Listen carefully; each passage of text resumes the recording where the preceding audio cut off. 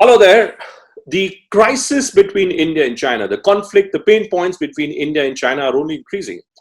Amongst these multitudes of interpretations and conversations which are taking place between the two sides, on one hand, there is a conversation which takes place between foreign ministers of the two sides, but then the conclusion which is offered by both the sides appears to be at cross purposes with each other. Earlier, from taking a position that Indian soldiers were not in Chinese captivity, now word coming out that some soldiers may well have been released. Exactly what is going on? And how does India deal with China? Who better to answer these questions than one of the foremost China watchers and someone who certainly has had a great influence and equation with the Chinese authorities, starting from Deng Xiaoping's time.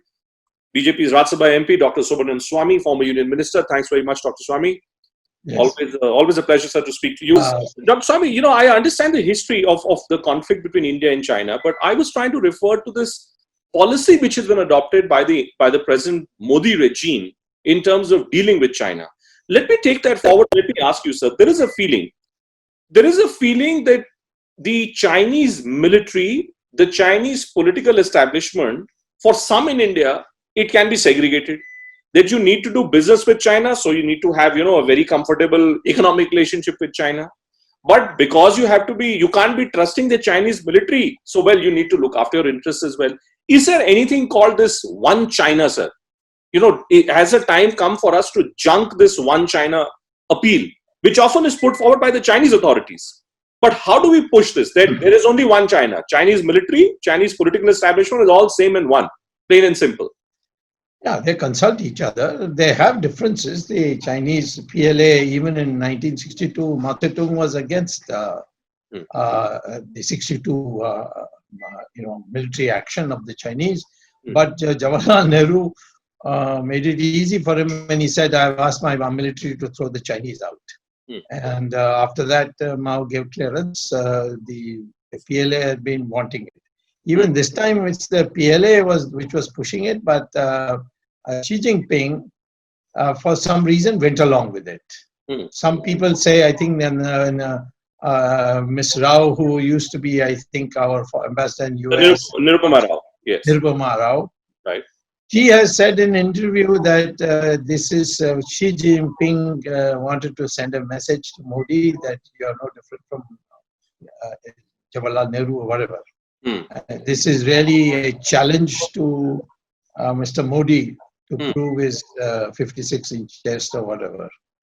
And so I don't know what the motivation is, but the push for this as a military necessity was first mooted, according to my information, by the People's Liberation Army.